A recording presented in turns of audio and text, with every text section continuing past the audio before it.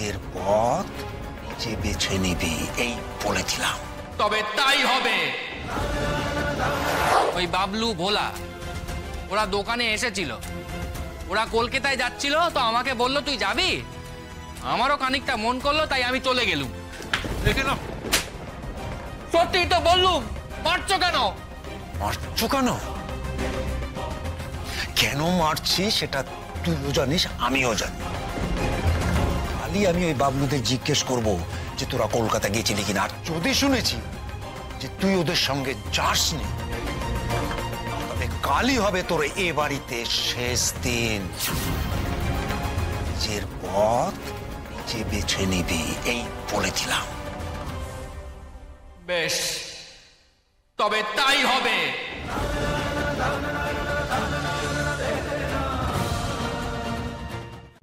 আজই ডাউনলোড করুন আর এনজয় করুন আপনার পছন্দের শো।